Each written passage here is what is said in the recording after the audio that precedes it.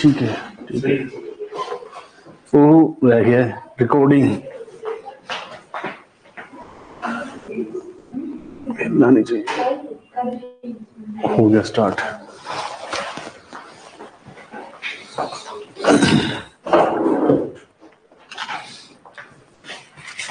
Ten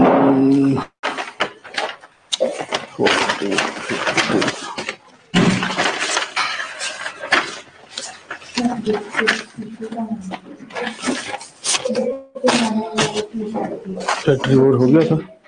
consumers चल रहा था अभी, राइट?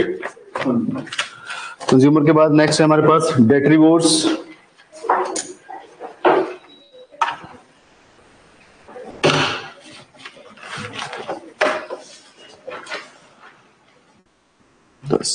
चलो ठीक। Next is detritivores, third type.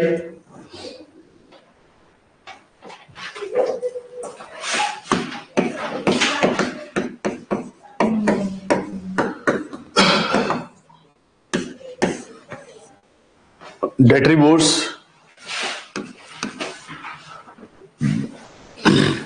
And decomposers. Heading डालिए detritivores and decomposers. These are classified into these are classified into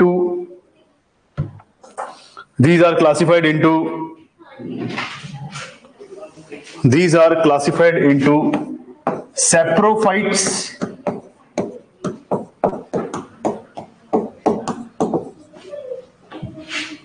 these are classified into saprophytes or true decomposers.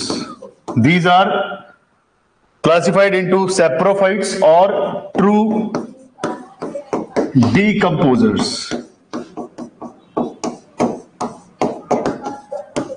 True decomposers. Saprophytics भी होते हैं ये, और इनको decomposers भी कहा जाता है। अब नेक्स्ट इसमें लिखिए which include bacteria, fungi, simple fungus लिखिए, which includes bacteria,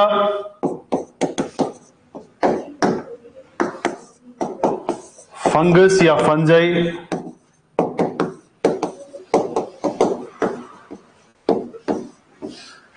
bacteria, fungi, fungus, such as yeast, yeast, such as yeast, खमीरा, comma, mushroom,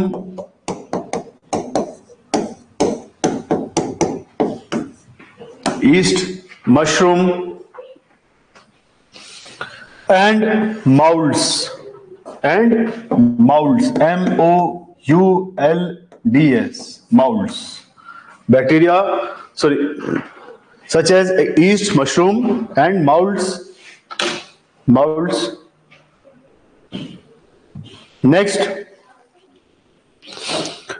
while the detrivores include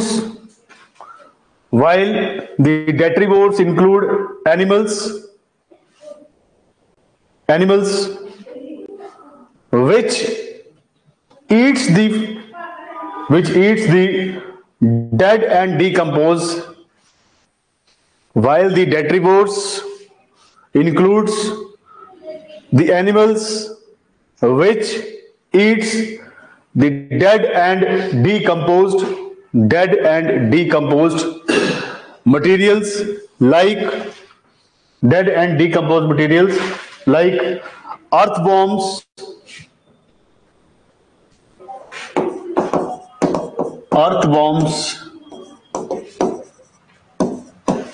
rodents,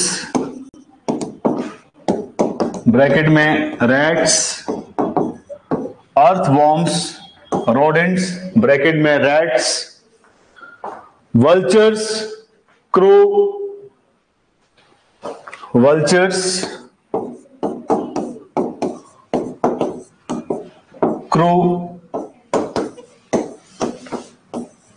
vultures, crow,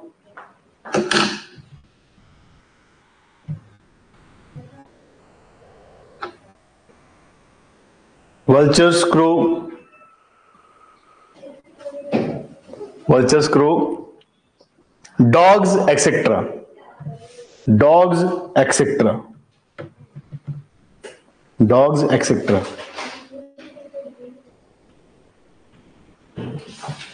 Dogs, etc.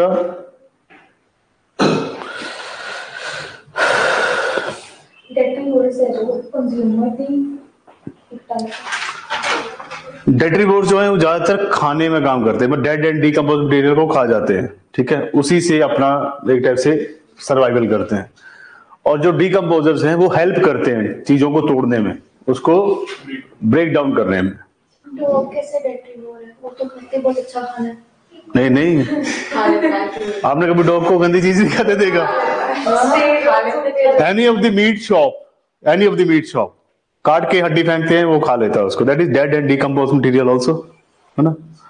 Dogs for example street dogs हैं, they are more prone to many of the diseases like rabies, है ना। तो ये ज्यादातर खाते हैं, जैसे कबूतर मर गया खा लिया, अब उससे ज्यादा एग्जांपल क्या दूं मैं आपको। बहुत सारी चीजें खा जाते हैं, मतलब they are the ones that can eat dead and decompose material. इसलिए मैं आपको आगे बताऊंगा इसके बारे में। इन सब में से सबसे ज्यादा जो top predator that is vultures. अब आगे लिखिए, out of these vultures are the top level predators. Out of these vultures are the top level predators. अच्छा, मैं बता देता हूं, मनविंदर सिंह सॉरी, एक मिनट आपको बता देता हूं। While the डेट्रीवोर्स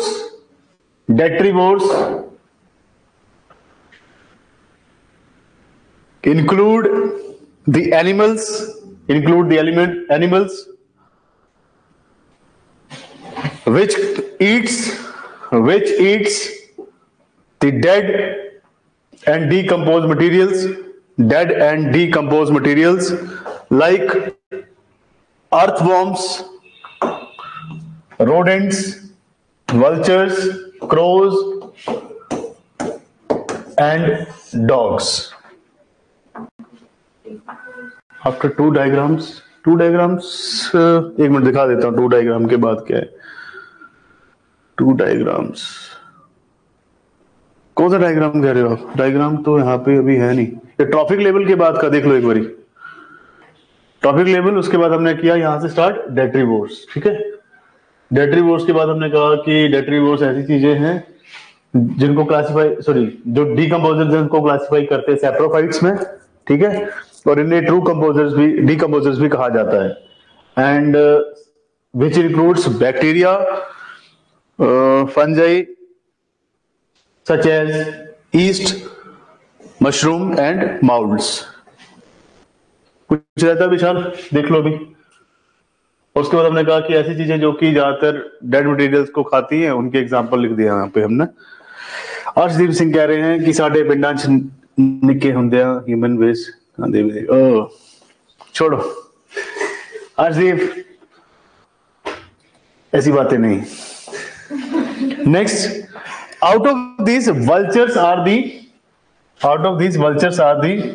top level predators.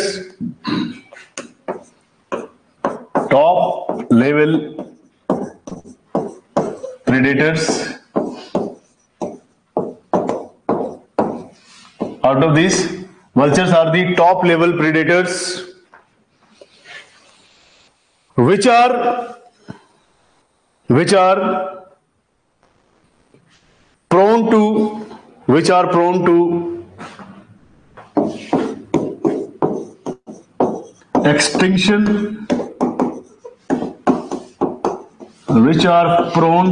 extinction, मतलब ये विलुप्ति से संभावित हैं। ऐसा हो सकता है कि ये विलुप्त हो जाए। Prone to extinction due to the use of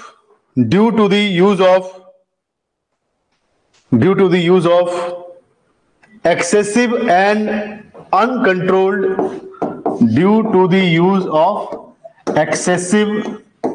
and uncontrolled,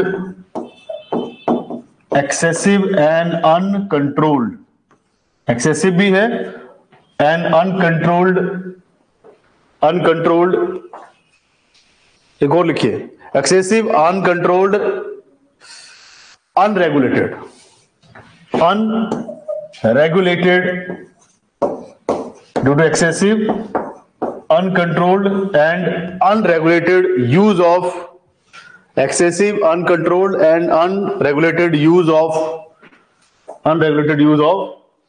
diclofenac, diclofenac, diclofenac, diclofenac दवाई है, diclofenac which is used in, diclofenac which is used in veterinary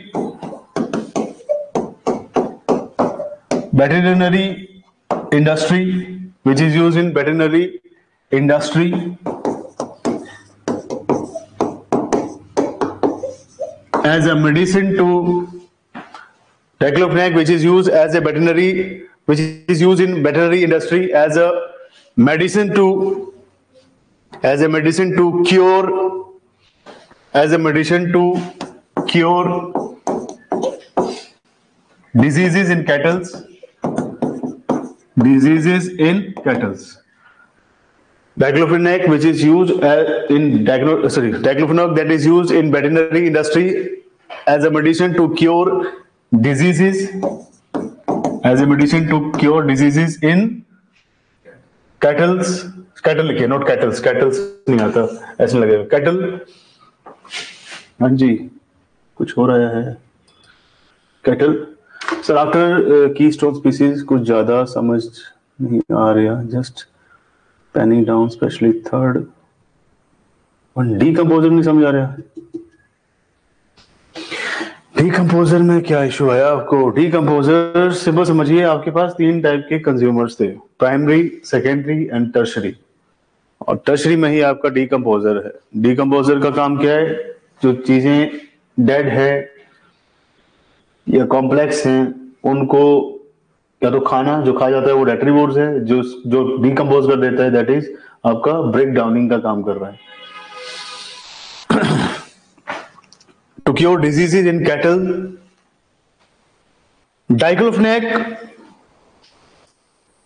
diclofenac is causing intestinal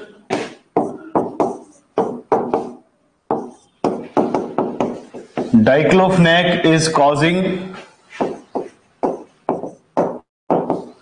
intestinal or internal rupture, intestinal or internal rupture, internal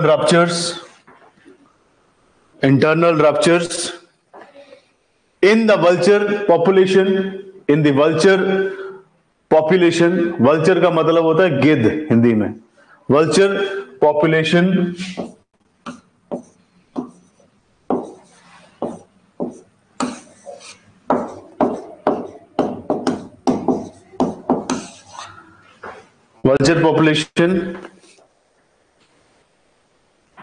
leading to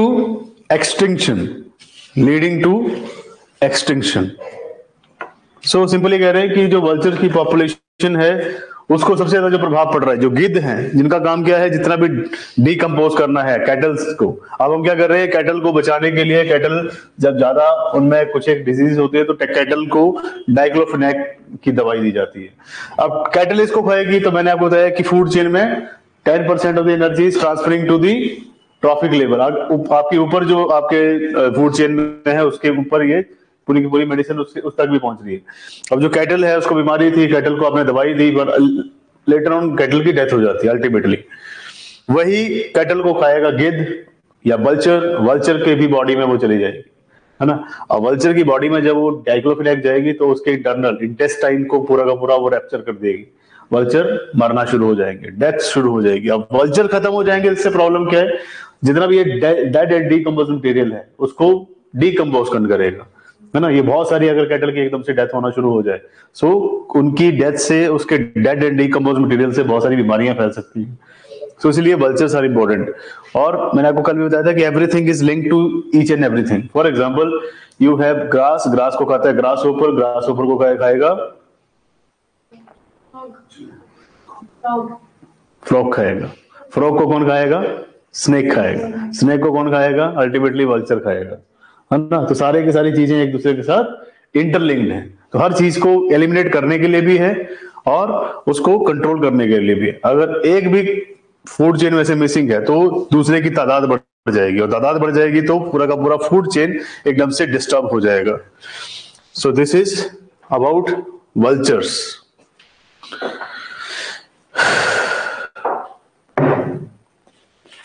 बारह number ये है। अब आपके पास हो गए सारे के सारे, है ना। बायोटिक में आपके पास था प्रोड्यूसर, कंज्यूमर एंड डेट्रीवोर्स, कंप्लीटेड। अब आपके पास आता है ए बायोटिक फैक्टर्स। तो सेकंड हेडिंग डालेंगे आप ए बायोटिक कंपोनेंट्स। ए बायोटिक कंपोनेंट्स किसके? इकोसिस्टम हम कर रहे हैं, तो इकोसिस्टम के ए बायोटिक कंपोनेंट्स, एबायोटिक कंपोनेंट्स। अब एबायोटिक कंपोनेंट्स का मतलब क्या है? ये लिविंग नहीं है, लिविंग कंपोनेंट्स नहीं है। तो इसमें आता है आपके पास लाइट, नहीं, light, temperature,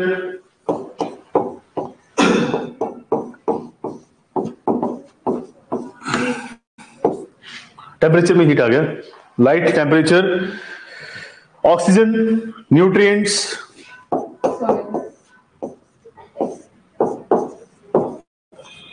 oxygen, fourth nutrients, weather is also the part of temperature. अब जैसे आप बोल रहे हैं बीच में salt, salt is also the part of nutrient. Nutrients होते हैं ना, आपको पोटेशियम चाहिए, सोडियम चाहिए, है ना, मैग्नीशियम चाहिए, सॉइल, नाइस, सॉइल होगा। और टेम्परेचर अगर आपने कौन सा बोला था? वेदर, तो मॉइस्चर आएगा उसमें। फिफ्थ एंड सिक्स लिखिए moisture. These are the abiotic factors. For example आपकी बॉडी को हीट की जरूरत है, इसलिए विटामिन डी और बाकी सारे जो लिविंग ऑर्गेनिज्म है they also want these abiotic component. मतलब हमें सिर्फ बायोटिक कंपोनेंट्स की जरूरत नहीं, हमें एबायोटिक कंपोनेंट्स की भी जरूरत है। फॉर एग्जांपल हमारे लिए सनलाइट इंपॉर्टेंट है, चाहे हम फोटोसिंथेसिस नहीं करते but still we need sunlight, so that हमें पता रहे एक बायोलॉजिकल क्लॉक बिगड़ जाती है ना।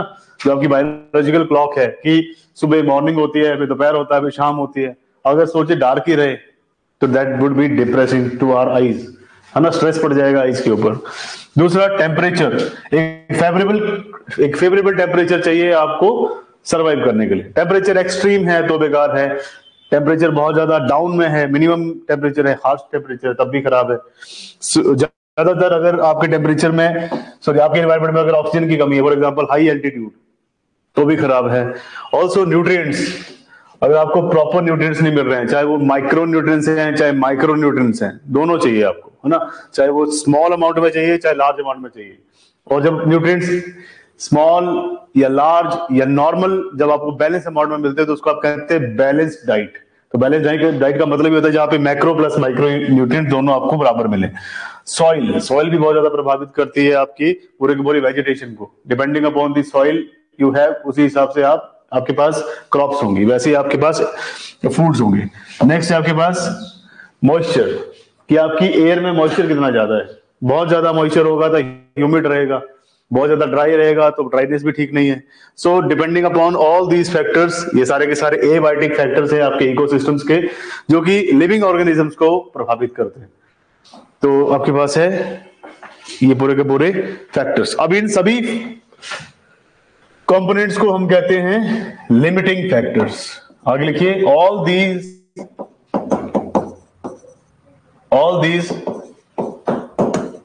components of abiotics, all these components of abiotic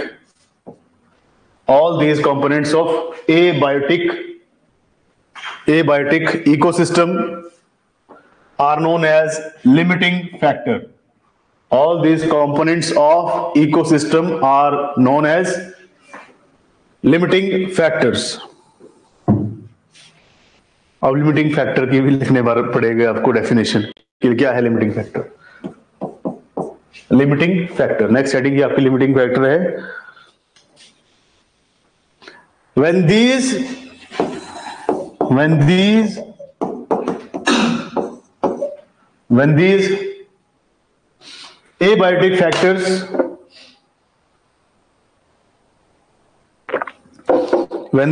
abiotic factors are present in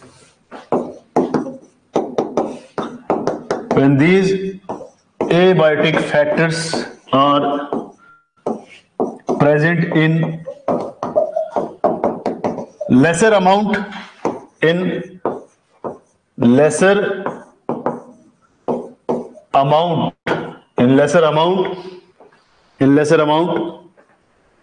or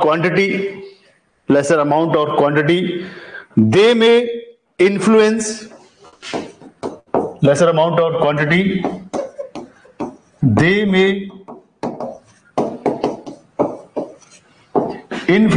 the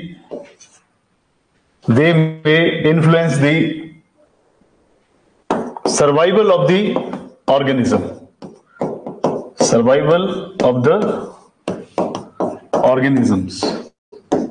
तो अगर ये फैक्टर कहीं पे बहुत कम है तो ये उसके ऑर्गेनिज्म को, किसी भी ऑर्गेनिज्म के, किसी भी जीवों के जो उसकी लाइफ है उसको प्रभावित कर सकते हैं.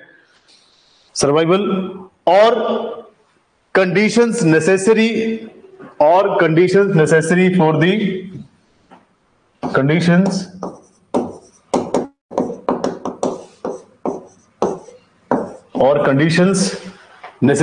दी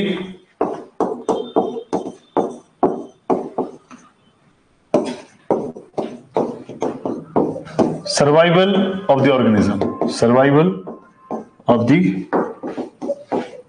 ऑर्गेनिज्म, या तो उसकी पूरी की पूरी लाइफ को प्रभावित कर देंगे या फिर जो कंडीशंस नेसेसरी हैं उनको प्रभावित कर सकते हैं.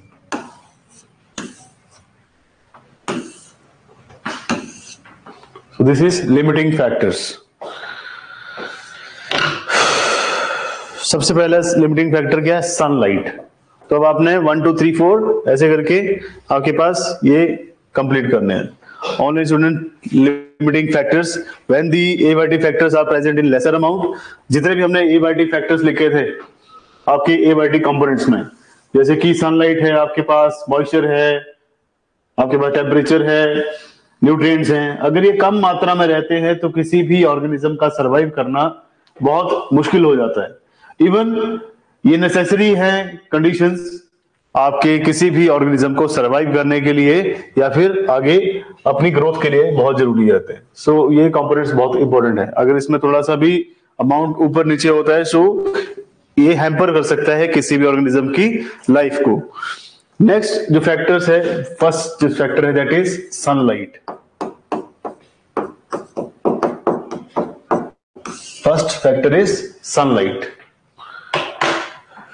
इसमें देखिए sunlight is a limiting factor. Sunlight is a limiting factor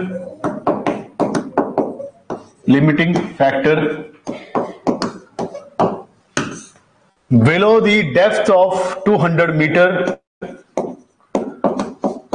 below the depth of 200 meters, below the depth of 200 meter in aquatic ecosystem, in aquatic ecosystem.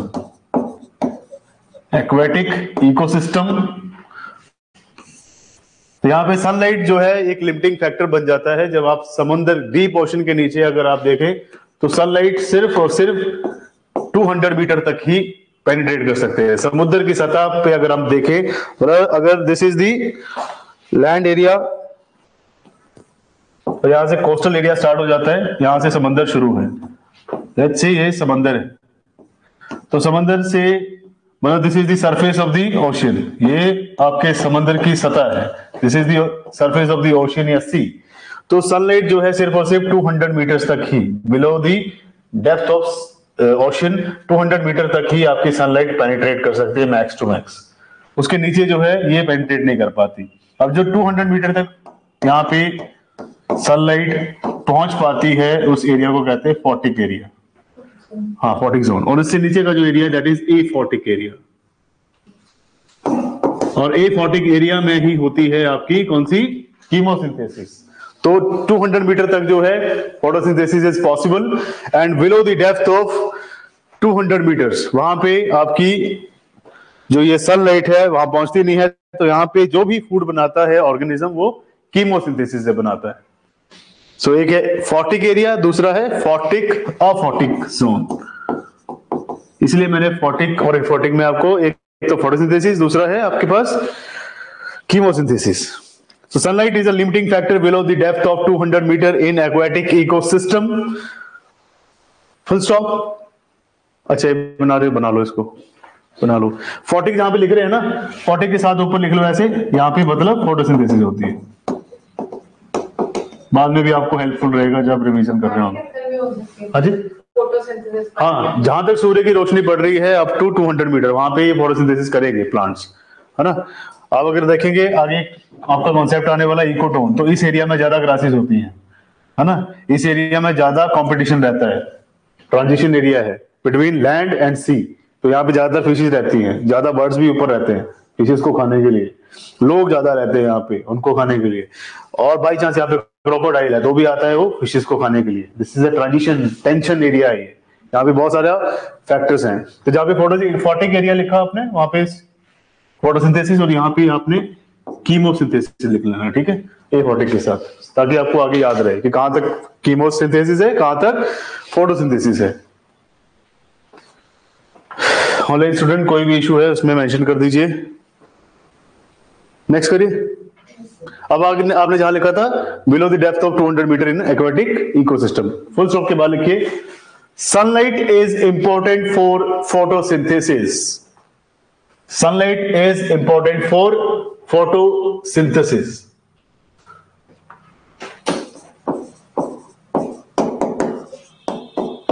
Sunlight is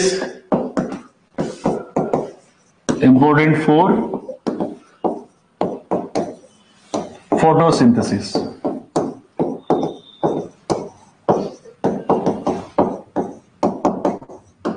पता है सबको ये बात। Sunlight is important for photosynthesis, comma, which is further important for the production of oxygen, which is further important for the production of oxygen and for the survival of, which is further important for the production of oxygen and survival of living organisms.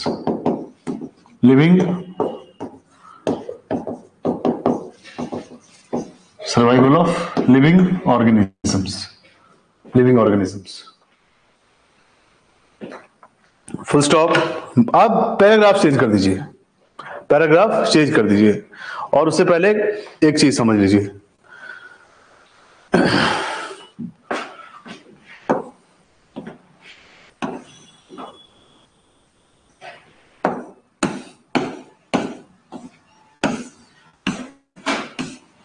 Land area. This is a land area. Not simple coastal area.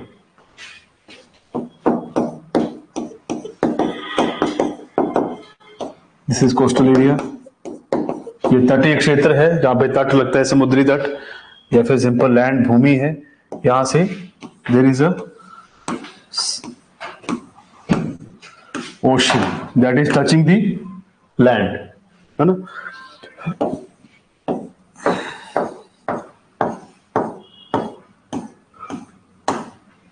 Right.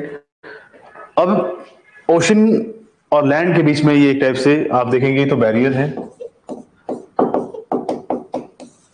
हमें लगता है कि the plastic we are using that is just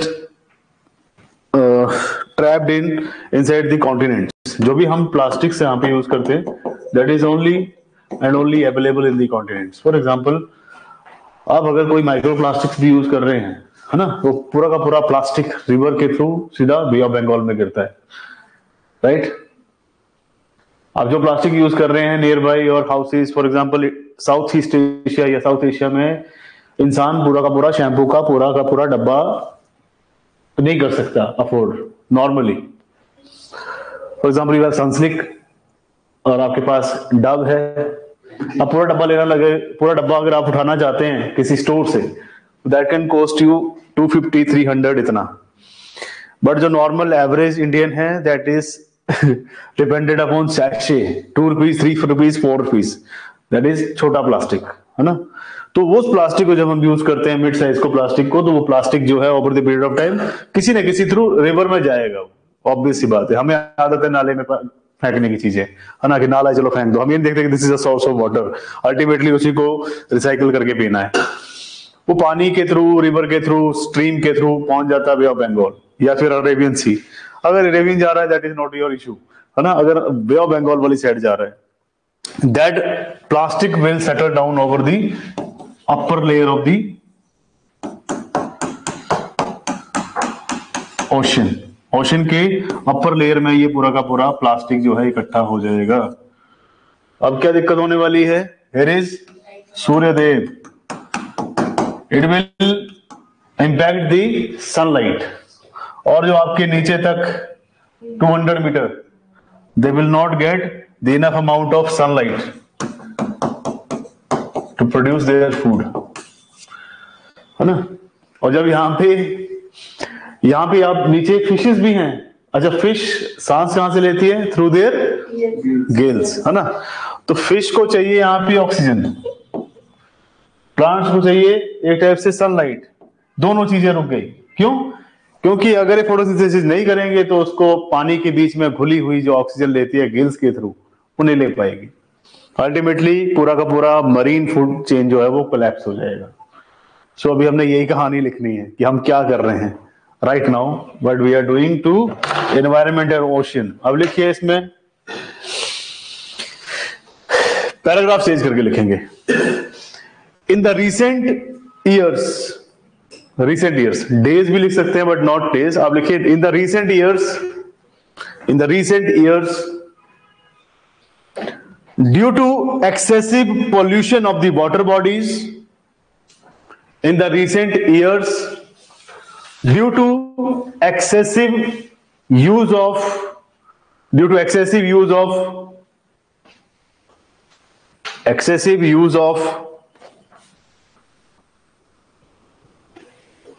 पहले आप ऐसे लिख रहे थे एक्सेसिव यूज ऑफ, हाँ ना, पहले पोल्यूशन लिखा था, पर आप लिख लीजिए excessive use of microplastics and pollution in the water bodies, excessive use of microplastics and excessive pollution in the water bodies, ऐसे ही था, excessive pollution in the water bodies by industrial chemicals,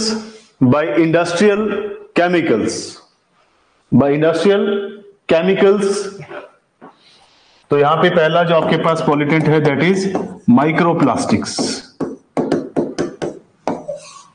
plus आपके पास industrial chemicals. अब industry भी क्या करती है? नदियां देख लीजिए आप, नमामि गंगे प्रोजेक्ट जो है गवर्नमेंट का, है ना, रिवर रेजुवेनेशन का प्रोजेक्ट चला रखा है इन्होंने।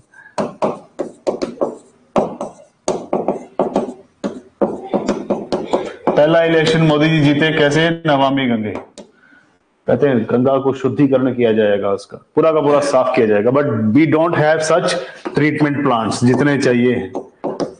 जहां पे भी रिवर फ्लो करती है वी नीड ट्रीटमेंट प्लांट्स, ताकि जितना भी कचरा आ रहा है उसको ट्रीटमेंट प्लांट से बाहर निकाल दिया जाए, नदी क्लीन हो जाए। बट उतने हमारे पास है नहीं, क्योंकि इनफ बजट नहीं है। 1200 करोड़ रुपए से क्या हो जाएगा? We need 12,000 crore. मोदी जी ने दिया भी था ये, पर इंप्लीमेंट कहां हुआ? क्योंकि जितने प्लांट लगा रहे हो उतना तो केमिकल डाला जा रहा है आपकी इंडस्ट्री से, और वो पूरा का पूरा केमिकल क्या है, यही इकट्ठा हो जाएगा, क्योंकि केमिकल वाटर सोल्यूबल नहीं होता है ना, ये इनसॉल्यूबल है, पानी की ऊपर ही सतह पे तैरता रहेगा, पूरी की पूरी जो आपकी अपर लेयर है आपके वाटर की उसके ऊपर तैरता रहेगा, एक टाइप से यही, एक टाइप से इनसॉल्यूबल आपके पास केमिकल है। सो माइक्रोप्लास्टिक और इंडस्ट्रियल केमिकल्स, है ना, excessive pollution of water bodies by industrial chemicals have created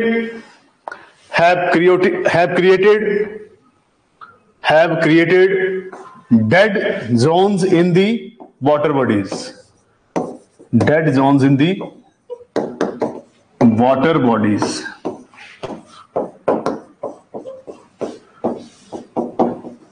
dead zones in the water bodies. तो इन्होंने जो आपकी जल राशियां हैं, जल राशि मीन्स आपका जो समुद्र है या आपका जो ओशन है, महासागर है, उनके बीच इन्होंने डेड जोन बना रखे हैं, मृत क्षेत्र।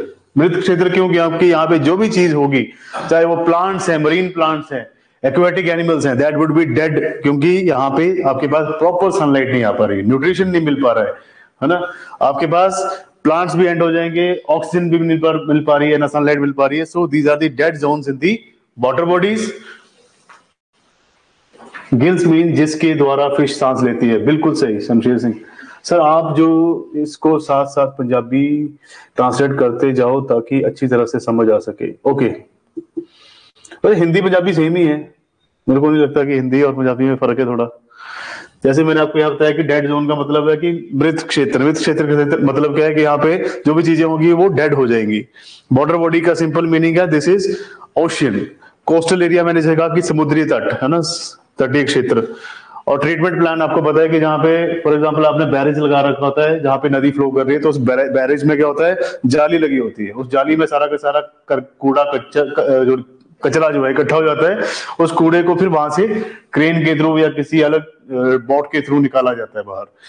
बाकी रिवर रेजुवनेशन का मतलब क्या है कि नदी को दोबारा से जीवित करना, नदी को दोबारा जिंदा करना, क्योंकि नदियां डेड हो रही है। आगे आएगा, ये इसी पार्ट में आएगा कि there are 5 rivers of the South Asia या सिंपल एशिया जो इनको डेड रिवर्स घोषित किया गया है, जिसमें से गंगा भी है, इंडस भी है। बहुत बड़ी बुरी बात है ये, क्योंकि ये नदियां आने वाले टाइम में डेड हो जाएंगी, सूख जाएगा पानी इसमें से। और जब पानी सूखेगा तो आपको पता है कितनी ज्यादा पॉपुलेशन है साउथ एशिया या पूरे के पूरे एशिया में, पता आपको पूरे वर्ल्ड की पॉपुलेशन है, आधे से ज्यादा पॉपुलेशन यहाँ पे रहती है, तो इतने लोगों को पानी नहीं मिल पाएगा।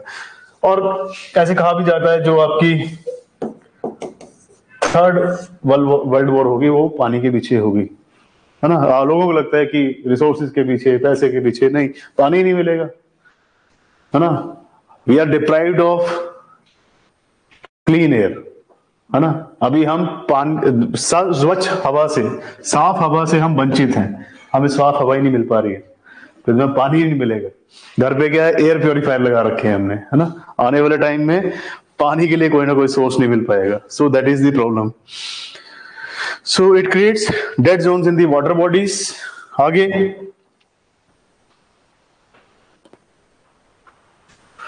अब देखिए next line, because the sunlight is limited, because the sunlight is limited, क्योंकि मतलब सूर्य की रोशनी लिमिटेड होती है। Because the sunlight is limited, photosynthesis stops. Sunlight यहां पे लिमिटेड हो गई तो फोटोसिंथेसिस स्टॉप हो जाएगी, क्योंकि ये जो कूड़ा है, ये जो पूरा का पूरा प्लास्टिक है या फिर जितना भी केमिकल्स हैं, ये सनलाइट को 200 मीटर तक, जहां पे 40 एरिया है ना, जहां पे इसको बोलते हैं प्रकाशीय क्षेत्र। अब जहां पे मैं दूसरी जगह पढ़ाता हूं वहां पे मेरे को हिंदी में पढ़ाना पड़ता है। सो एक होता है प्रकाशीय क्षेत्र, मतलब जहां पे सूर्य का प्रकाश पहुंच पा रहा है, 40 एरिया, है ना। सो सनलाइट यहाँ पे लिमिटेड है। सो फोटोसिंथेसिस, जिसे आप प्रकाश संश्लेषण कहते हैं, यह प्रकाश संश्लेषण की प्रक्रिया रुक जाएगी। तो photosynthesis stops here, photosynthesis stops, hence biological oxygen demand important है ये, hence biological oxygen demand question पूछा है 2017, 19, 20 में नहीं, 17, 18, 19 इसमें है biological oxygen demand and biological oxygen demand के आगे capital B.O.B biological oxygen demand and chemical oxygen demand, chemical oxygen demand COD biological oxygen demand and chemical oxygen demand increases, therefore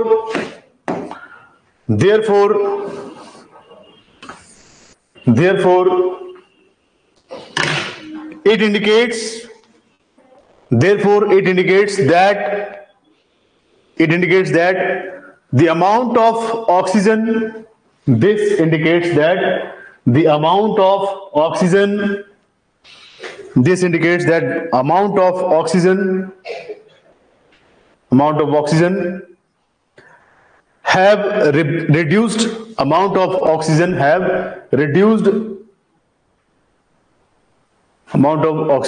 reduced, comma, making the water bodies of the world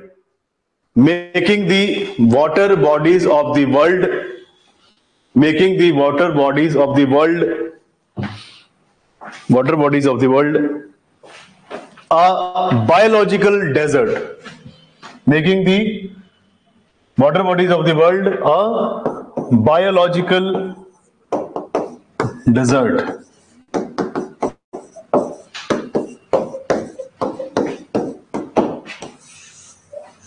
simple वही कहानी है. The amount of microplastics, the amount of industrial chemicals that are being added into the water bodies, वो क्या करेंगे पूरे के पूरे, that will settle down on the upper layer of the ocean, and due to this sunlight cannot penetrate up to 200 meter. वैसे भी हमारे पास limited area है जहां पे प्रकाश पहुंच सकता है सूर्य का, बट फिर भी अगर हम बात करें तो जितना ज्यादा ये कचरा इकट्ठा होता जाएगा, जितना ज्यादा ये केमिकल्स इकट्ठे होते जाएंगे, नॉन सोल्यूबल हैं, तो सूर्य की किरणें नीचे नहीं पहुंच पाएंगी. अब वैसे 200 मीटर तक का एरिया जहां पे ये सारी एक्टिविटी होती है, तो वहां पे भी ये फोटोसिंथेसिस रुक जाएगी. अब बायोलॉजिकल ऑक्सीजन डिमांड क्या है? ऐसे आपके एक्वेटिक प्लांट्स या एनिमल्स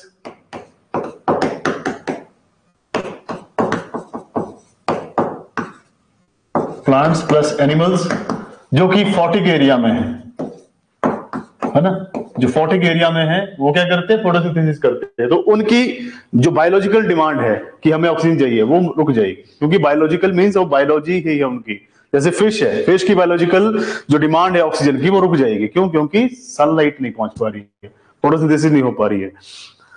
अब प्लांट जो आपके पानी के नीचे हैं, ओशन के वाटर के नीचे हैं या सी के वाटर के नीचे हैं, वो पानी के बीच में फोटोसिंथेसिस करेंगे.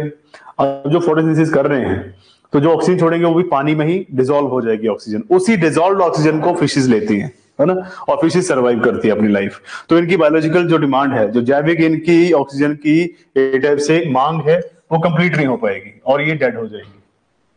दूसरा आपने लिखा chemical oxygen demand. Chemical reaction से भी होती है ना यहाँ पे, दैट इज कीमोसिंथेसिस. मैं कीमोथेरेपी कहने लगा था. जो होता है नेक्स्ट कीमोसिंथेसिस. तो कीमोसिंथेसिस में भी आपको ऑक्सीजन चाहिए ना, बहुत सारे केमिकल रिएक्शन होंगे तो ऑक्सीजन वहां पे भी चाहिए. तो जो बायोलॉजिकली आपके लिविंग ऑर्गेनिजम्स को चाहिए उनको भी नहीं मिल पाती. जो आपके अफोटिक एरिया में रहते हैं, अप्रकाशीय क्षेत्र में जो रहते हैं, उनको भी केमोसिंथेसिस के लिए ये ऑक्सीजन नहीं मिल पाती है. तो इसी को कहते हैं oxygen demand. whenever there is increase in the biological when there is a increase in the demand of biological oxygen demand या फिर chemical oxygen demand, तो उसका ये मतलब होता है कि आपका जो पानी है ना वो प्रदूषित हो चुका है. सिंपल. एग्जाम में क्वेश्चन को कैसे पूछा, फिर से ट्रिकी है. एग्जाम में क्वेश्चन उन्होंने पूछा कि the term biological oxygen demand and chemical oxygen demand related to water bodies. तो इसका क्या मतलब है, मतलब व्हाट इज सिग्निफाई, ये सिग्निफाई क्या करता है, ये इसका क्या महत्व है कि वाटर, आप सिंपल समझिए अगेन इजिली। एग्जाम में क्वेश्चन पूछा कि बीओडी और सीओडी टर्म्स हैं जो कि यूज की जाती हैं आपकी वाटर बॉडी में, मतलब आपके जो समुद्री क्षेत्र होते हैं, महासागरीय क्षेत्र होते हैं, या फिर आपकी जो जल राशियां हैं, उनके बीच में बायोलॉजिकल ऑक्सीजन डिमांड और केमिकल ऑक्सीजन डिमांड जो है टर्म्स यूज की जाती हैं। व्हाट डज इट सिग्निफाइज, ये इसका क्या महत्व है। तो सिंपल उसमें लिख रखा होगा कि it signifies the amount of dissolved oxygen या amount of oxygen present in the water, उस पर टिक करना है, समझ गए। तो ये एक ही चीज सिग्निफाई करता है कि पानी के बीच में ऑक्सीजन की मात्रा कितनी है। दूसरी चीज क्या सिग्निफाई करता है कि पानी आपका कितना ज्यादा प्रदूषित है, ठीक है। चौथी बात कि पानी में कितने ज्यादा माइक्रोप्लास्टिक्स है, और पांचवी बात कितने ज्यादा पानी में इनसॉल्युबल केमिकल आपके मिले हुए हैं। तो ये इन सब चीजों को सिग्निफाई करता है। पूरा का पूरा टॉपिक यही है, biological oxygen demand, chemical oxygen demand जहां बढ़ेगी वहां पे पानी में पहली बार ऑक्सीजन कम हो चुकी है। क्यों हो चुकी है, क्योंकि उसमें कचरा है, और कचरा किस वजह से, माइक्रोप्लास्टिक और इनसॉल्युबल केमिकल्स की वजह से, है ना। एक और भी रीजन हो सकता है, that is increased air pollution. एक कॉन्सेप्ट आता है that is Asian brown cloud.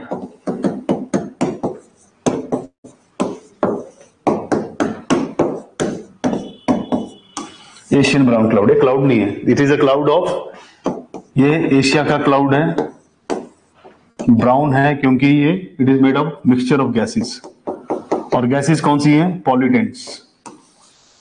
Gases का मिक्सचर है, गैसेस इकट्ठी हो चुकी हैं, उन्होंने बादल बना दिया है ना, और उससे ये जो क्लाउड है आपको दिखता है लगभग ब्राउन कलर का। अब सिंपल समझिए इसमें ज्यादातर पॉल्यूटेंट्स हैं। अब ये जो बादल है ये कब बनता है, सर्दियों के दिनों में बनता है, जिसको आप कहते हैं स्मोक, है ना। तो स्मोक बन जाती है, fog plus smoke, that is smoke. ये दोनों जब इकट्ठे हो जाते हैं, ऑनलाइन वालों को लिख देता हूं मैं, जब स्मोक प्लस फॉग, जब आपका कोहरा और धुआं आपस में मिल जाता है, धुआं कौन सा, गैसेस का धुआं, पोल्यूशन का, तो ये स्मोक बनाता है। और इस स्मोक का क्या मतलब होता है, ये क्लाउड बना देता है ब्राउन कलर का। अब सूर्य की किरणें स्मोक में भी नहीं पहुंच पाती, तो आपको नीचे अभी जैसे अगर आप मान लो बहुत ज्यादा पोल्यूशन हो जाए जलंधर में, और रात को फॉग है और इंडस्ट्री बहुत ज्यादा चल रही है जैसे दिल्ली में होता है, तो दिल्ली के ऊपर सूरज नहीं दिखता आपको दिन भर। क्यों, क्योंकि वहां पे फॉग नहीं है, वो स्मोक है, पोल्यूशन है।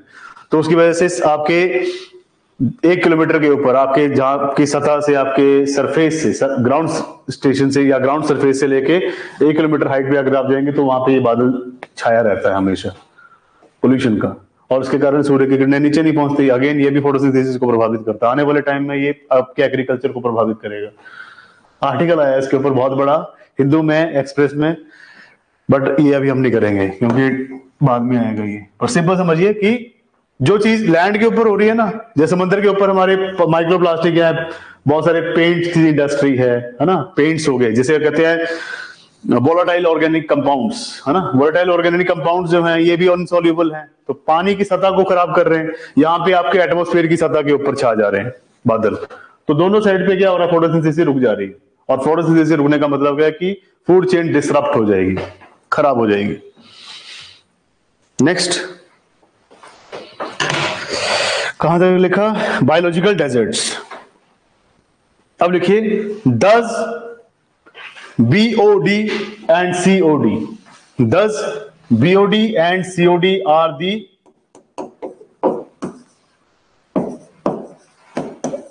indicators of water pollution. BOD and COD are the indicators of water pollution, ठीक है। यही आपसे पूछा गया था एग्जाम में कि BOD एंड COD टर्म्स कई बार न्यूज में रहती है। Recently BOD and COD is in news. It signifies, तो सिग्निफाई क्या करती है, वाटर पोल्यूशन को, या फिर अमाउंट ऑफ, या फिर लेसर या फिर reduced amount of oxygen in the water, simple. तो वाटर पोल्यूशन को ये सिग्निफाई करता है। आगे पैराग्राफ चेंज करना पड़ेगा क्योंकि अब एक आपकी इंटरनेशनल ऑर्गेनाइजेशन है। इसमें लिखिए in fact, INFACT, in fact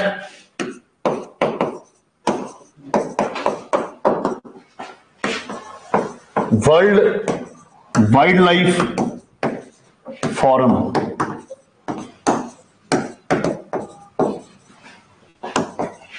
WWF, in fact world wild life forum, और फॉरम की स्पेलिंग ऐसे रहेगी FORUM, that is in fact world wild life forum has released a report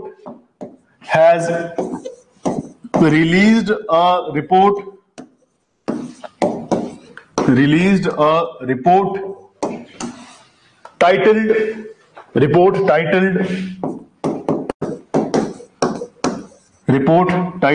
फिर डैश लगा के, दोनों साइड से आपने स्टार्ट करने हैं इन्वर्टेड कॉमास रिपोर्ट के आगे।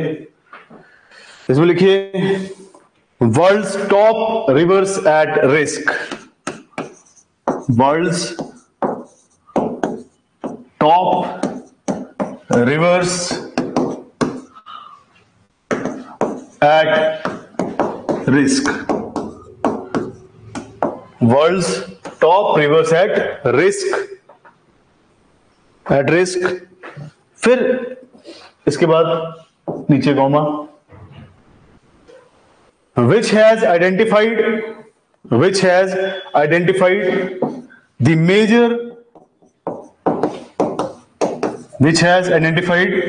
major dying rivers of the world, major dying rivers of the world, major dying rivers of the world, फिर comma, in which 5 out of 10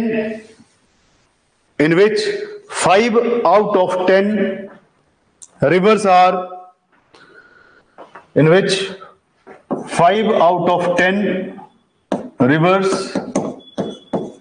are in Asia alone,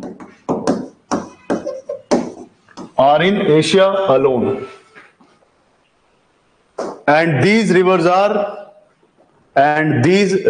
are फिर dash लगा के 1 2 3 4, and these rivers are, पहला Yangtze China,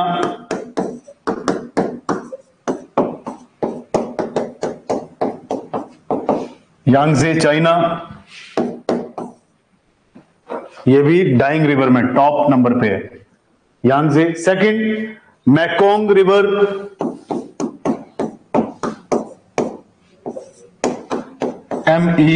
MEKONG, Mekong river,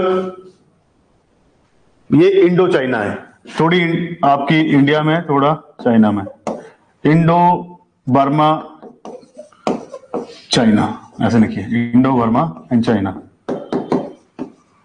Indo Burma China, इस पूरे area में ये river flow करती है। थर्ड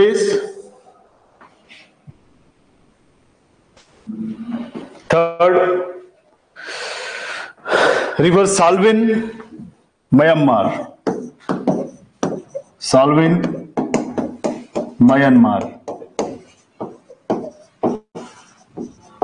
म्यांमार की कौन थी प्रेसिडेंट, प्राइम मिनिस्टर आंग सांग सू की, है ना, मिलिट्री कूप है वहां पे, मिलिट्री विद्रोह कर चुकी है वहां पे मंगल पांडे की तरह, है ना। साल्विन रिवर थर्ड पे है, उसके बाद Ganga and Indus, Ganga, fifth is Indus. तो इन सारी नदियों में पॉल्यूशन की बहुत ज्यादा भारी मात्रा है ना, और ये सारी की सारी आने वाले टाइम में मृत हो जाएंगी, खत्म हो जाएंगी। डाइंग रिवर का मतलब है these are prone to death, कभी भी ये खत्म हो सकती हैं।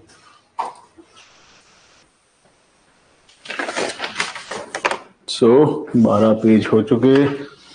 Next 13 number is not lucky, but 14 15 तक करेंगे हम। अब नेक्स्ट है ऑनलाइन स्टूडेंट्स, यहां तक क्लियर? कोई इशू बता सकते हैं? इस आइकन को हटा देते हैं, यहां से दिखता नहीं है ना। ऑनलाइन स्टूडेंट्स हैं, काफी है। कोई भी डाउट हो प्लीज आप पूछ सकते हैं यहां तक। नेक्स्ट, अब यहाँ पे आपका इकोलॉजी का जो पोर्शन है ना वो कंप्लीट है, ठीक है। यहाँ पे हमने सनलाइट को ज्यादा किया है, ठीक है। न्यूट्रिएंट्स आपको पता है, न्यूट्रिएंट्स अवेलेबल रहने चाहिए, क्योंकि सनलाइट के ऊपर, सनलाइट जो लिमिटेड हो चुका है, सनलाइट ज्यादा करंट अफेयर में है। बाकी टेम्परेचर का कोई इशू नहीं है। सॉइल भी है, पर फर्टिलिटी का रेट गिरता जा रहा है सॉइल का भी, बट हम इसमें से चलो एक पार्ट और कर लेते हैं इसमें आराम से। मॉइस्चर लिखिए, मॉइस्चर, मॉइस्चर इंपॉर्टेंट है। ड्राइनेस ज्यादा हो रही है क्योंकि सूखा पड़ने की संभावना ज्यादा है। जो चीजें एक्चुअल में चेंज हो रही है एवरीडे, उनके ऊपर ज्यादा बात होती है, तो अभी यही कंपोनेंट करते हैं। नेक्स्ट इज, अब लिखिए मॉइस्चर।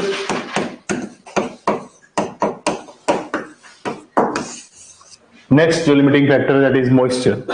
अब लिखिए moisture is a limiting factor in the deserts. Moisture is a limiting factor in these deserts.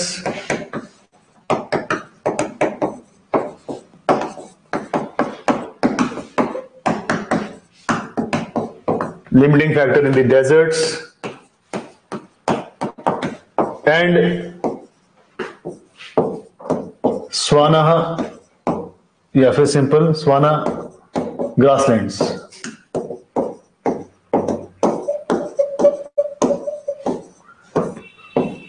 Temperate grasslands अलग हैं, सवाना अलग हैं।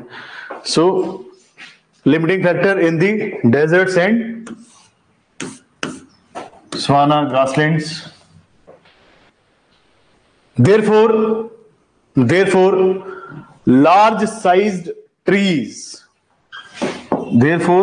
large sized trees are not found in these regions. Therefore, large sized trees do not develop in these regions या फिर biomes. These regions या फिर biome लिख सकते हैं। जैसे ग्रासलैंड एक बायोम है, डेजर्ट एक बायोम है। तो इन एरियाज में मॉइस्चर की कमी होने के कारण यहाँ पे बड़े पेड़ आपको या विशाल पेड़ देखने को नहीं मिलते हैं। एक और लिखिए टेम्परेचर।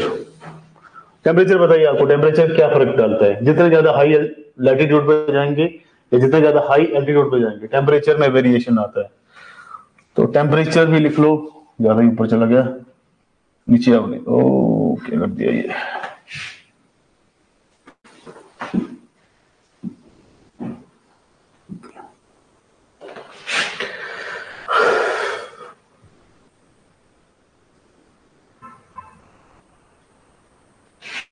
नेक्स्ट लिखिए temperature.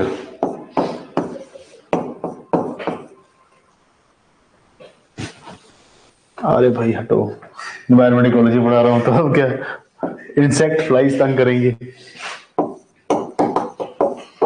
Next is temperature. Temperature में लिखिए it is a limiting factor in higher latitudes. It is a limiting factor in higher latitudes and altitudes। तो अगर आप उच्च अक्षांशों के ऊपर जाते हैं या ज्यादा हाइट के ऊपर जाते हैं तो टेम्परेचर में कुछ एक लिमिटिंग फैक्टर्स आ जाते हैं।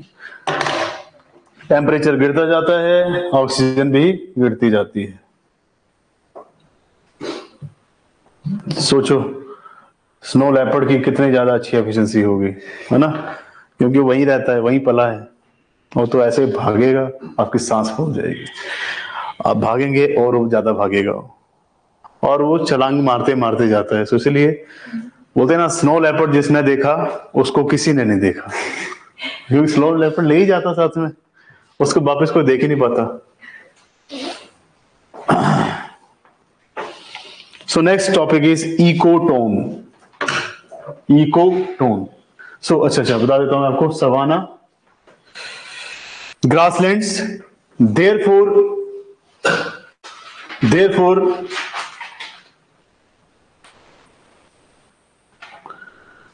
large sized trees large sized trees do not develops in these regions. Large sized trees do not develop in this region. Last two. Temperature is a limiting factor. पीछे ही कर लेते हैं, Temperature is a limiting factor in the higher latitudes and altitudes. Higher latitudes and altitudes. Savanna grasslands. What are savanna grasslands and where it is found in India? Savanna grassland जो है ज्यादातर पाए जाते हैं ट्रॉपिकल क्षेत्रों में, है ना। ट्रॉपिकल एरियाज में अगर कहीं पे ग्रासलैंड है तो उसको हम कहते हैं सवाना ग्रासलैंड। और इंडिया में मैंने आपको बताया था बनी ग्रासलैंड, तो ये एक सवाना ग्रासलैंड, अभी हमने थोड़ी देर पहले किया था। ये गुजरात में है, जहां पे एक एलियन स्पीसीज थी जिसको यहाँ पे इंट्रोड्यूस किया गया था, ठीक है। सो ट्रॉपिकल एरिया में अगर कोई ग्रासलैंड है तो उसको, हाँ जी, इकोटोन अलग एक टॉपिक है, इकोसिस्टम से अलग। तो इकोसिस्टम यहाँ पे खत्म हो गया, जहां पे आपने मॉइस्चर किया, इसके बाद आपका नेक्स्ट टॉपिक है ecotone. So next topic is ecotone.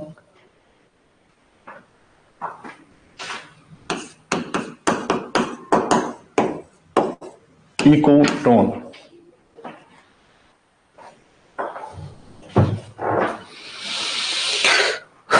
Again diagram,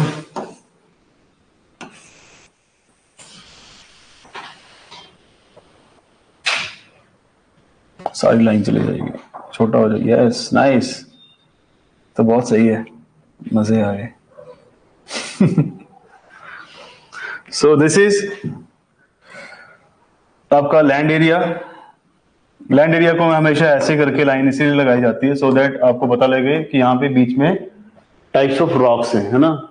चाहे वो आपकी सेडिमेंट्री है, चाहे आपकी कॉम्पैक्ट रॉक्स हैं, है ना।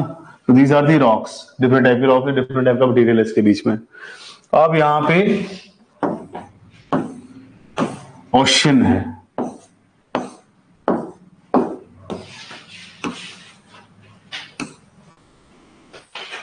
सो this is the continental area, या सिंपल समझिए this is land area, and in this side this is ocean area.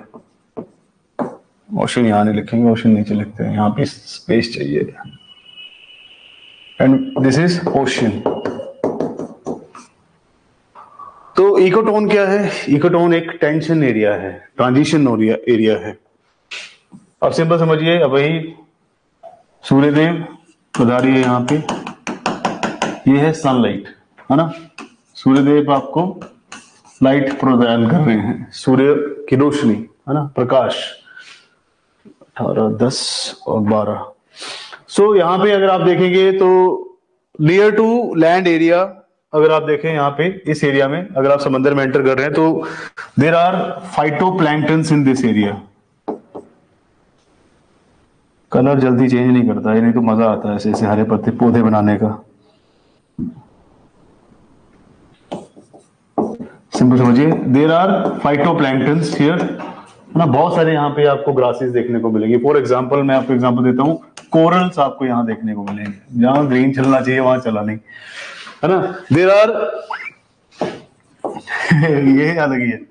सो यहाँ पे आपको बहुत सारे ग्रासेस देखने को मिलेंगी, फाइटोप्लैंक्टन्स देखने को मिलेंगे। फाइटोप्लैंक्टन मींस छोटे आकार के आपको यहाँ पे पौधे देखने को मिलेंगे। यार आराम से लिखते हैं, तो स्पेलिंग नहीं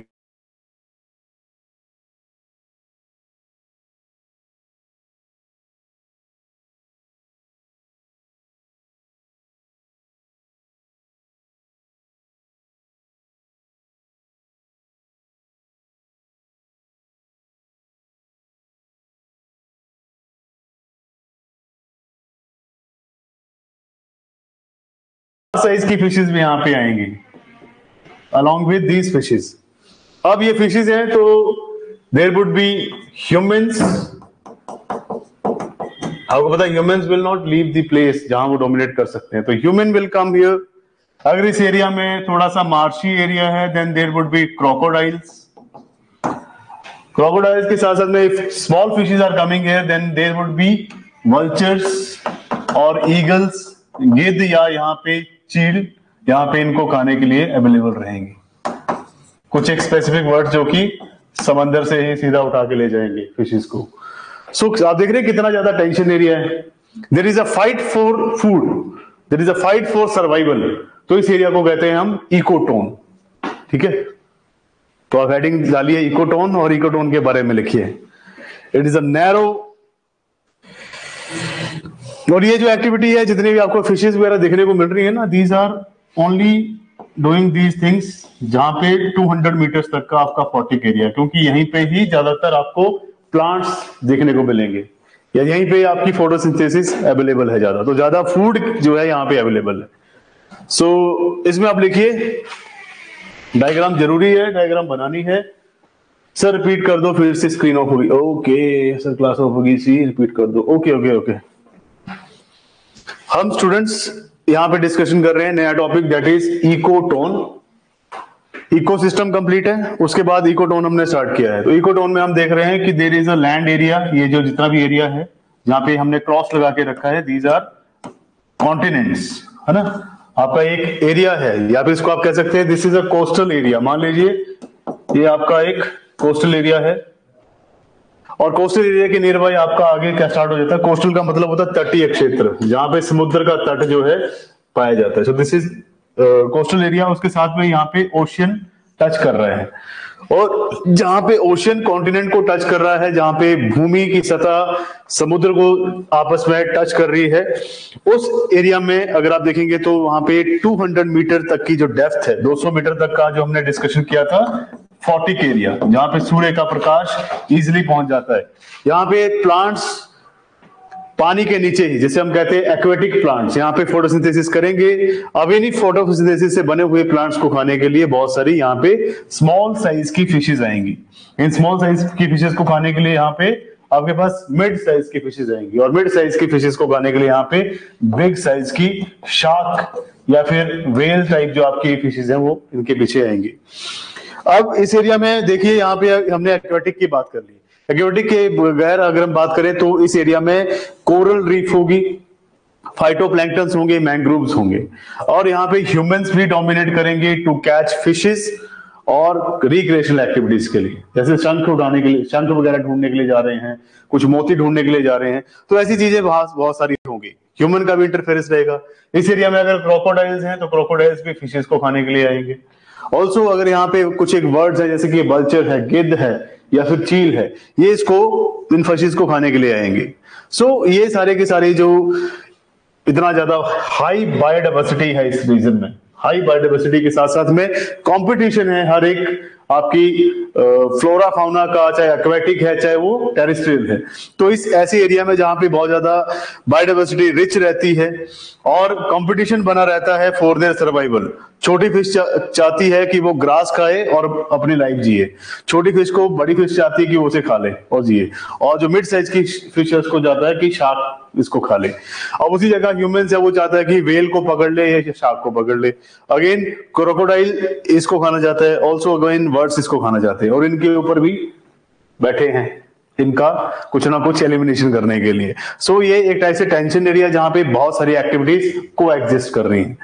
अब इसकी डेफिनेशन लिखेंगे, दो words the top mean, 2 words कहां पे टॉप मीनिंग, ये है वल्चर। वल्चर का मतलब है गिद्ध।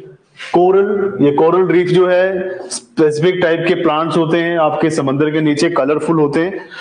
फाइटोप्लैंक्टन्स, फाइटोप्लैंक्टन्स का मतलब होता है स्मॉल साइज के प्लांट्स, छोटे आकार के प्लांट या पौधे जो कि समंदर के नीचे सरवाइव करते हैं। और मैनग्रूव का मतलब होता है एक स्पेसिफिक टाइप की ये झाड़ियां होती हैं, बुशिस होती हैं जो कि आपके समुद्र तट के आसपास लगी होती हैं।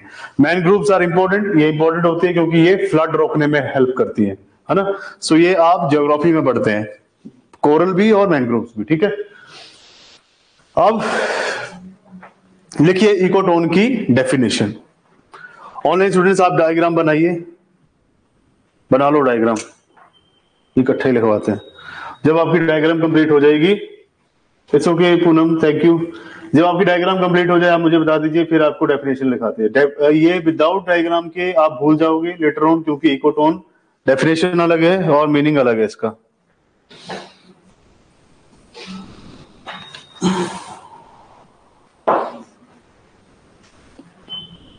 क्वेश्चन पूछा गया है और एग्जाम में, इकोटोन इंपॉर्टेंट है, ये मजाक नहीं है इसका, क्योंकि इकोटोन से आगे ecological succession, ecological niche, ecological habitat, बहुत सारी चीजें हैं, ये सारे के सारे इसी के साथ जुड़े हुए हैं।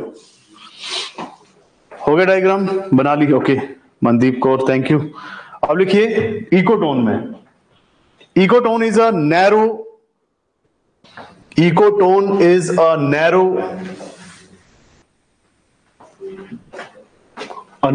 Transition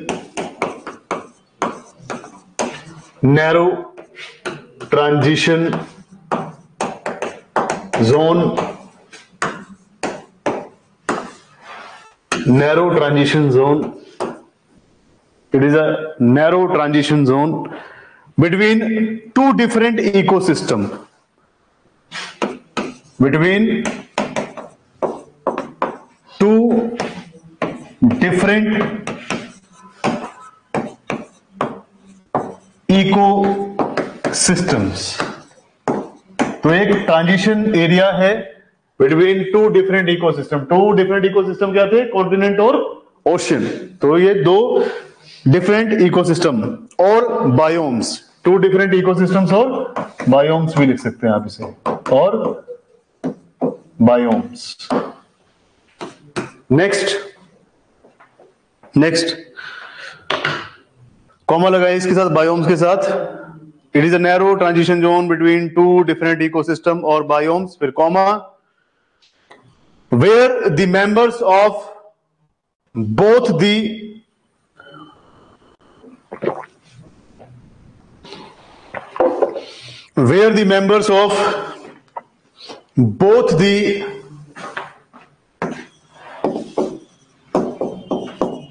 members of both the diverse ecosystem,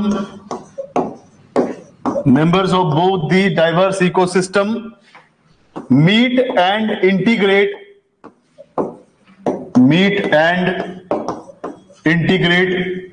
with each other,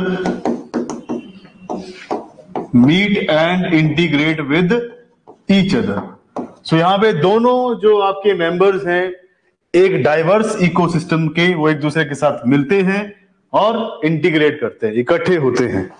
integrate is known as ecotone,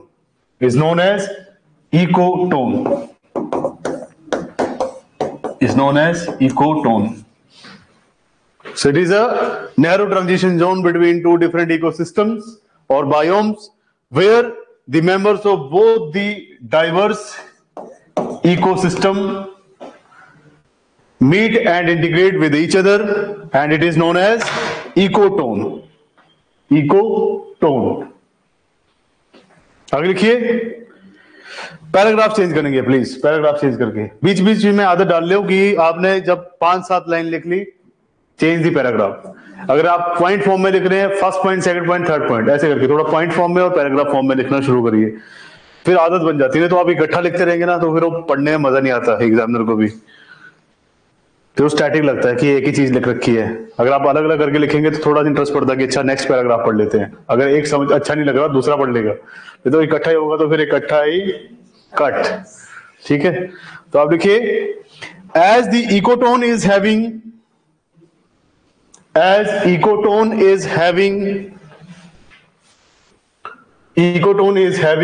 conditions as the ecotone is having condition intermediate of both conditions having intermediate of both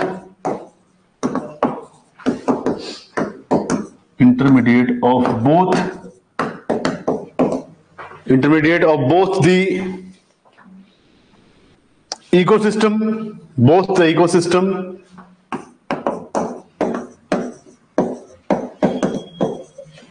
intermediate का मतलब है कि आधी यहां पे जो conditions favourable हैं वो लैंड के लिए हैं, आधी जो फेवरेबल हैं वो आपके ओशन के लिए हैं। Favourable as ecotone is having condition intermediate of both the ecosystem, comma the number of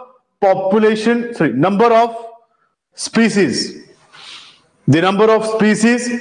and population density, मतलब simple number of species and population density as well as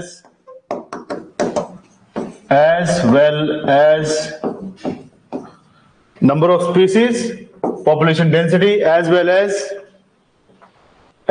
as biodiversity is greater in an ecotone. Biodiversity is greater in an ecotone. तो simple कह रहे हैं कि दोनों ही जो आपके पास ecosystems हैं दोनों के लिए यहाँ पे कंडीशंस इंटरमीडिएट है। तो मतलब यहाँ पे स्पीसीज, नंबर ऑफ स्पीसीज, प्रजातियों की संख्या, एक मिनट ज्यादा ही होगी संख्या यहाँ पे प्रजातियों की संख्या, प्रजातियों की जो घनत्व है, पॉपुलेशन का जो एक ऐसी डेंसिटी है वो भी ज्यादा होगी और बायोडाइवर्सिटी भी बहुत ज्यादा ग्रेटर होगी एक इकोटोन में। This is known as edge effect. मतलब दोनों को ही, आपके कॉन्टिनेंट की जो प्रजातियां हैं उनको भी एक टाइप से एज मिल रहा है यहाँ पे सरवाइव करने के लिए, और जो आपके कॉन्टिनेंट की भी हैं, ओशन की भी हैं, दोनों सरवाइव कर सकती हैं easily. So this is known as edge effect. आगे लिखिए, while some of the species are exclusively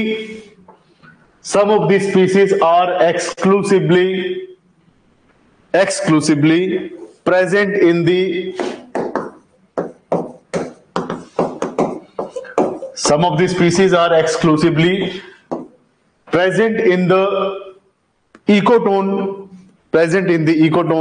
known as, some of these species are exclusively present in an ecotone known as edge species, तो जब सारी species एक दूसरे के साथ intermediate condition होने के साथ रह रही हैं तो उनको हम कह रहे हैं कि दीज आर सर्वाइविंग, इसको कहेंगे एज इफेक्ट। और जहां पे कुछ एक स्पीसीज पहले से ही एक्सक्लूसिवली वहीं पे रह रही है तो उनको कहेंगे एज स्पीसीज, क्योंकि इनको कोई खत्म नहीं कर पा रहा है, इतना हाई कंपटीशन के बाद भी इनके पास एज है कि ये सरवाइव कर पा रही है। एक लास्ट लाइन लिखिए इसमें, ecotone is also known as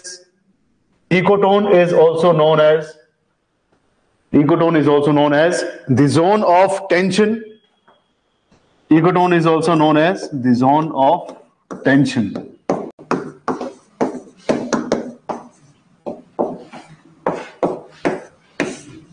The zone of tension because of greater biodiversity,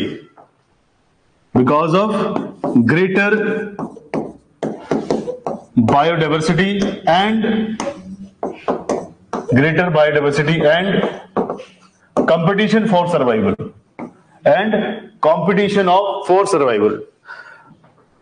The ecotone is also known as zone of tension because of greater biodiversity and competition for survival, competition for survival. Examples जो लिखे थे आपने, लिखिए corals, ecotone के examples, corals, phytoplanktons,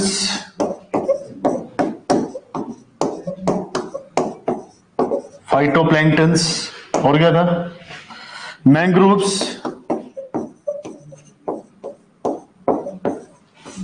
corals, phytoplanktons, mangroves, estuary and delta,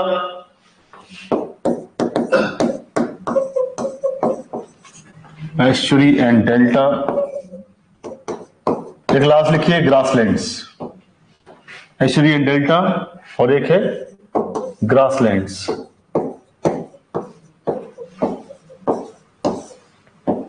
तो ठीक है, 1 2 3 4 5 हो गए, बहुत है।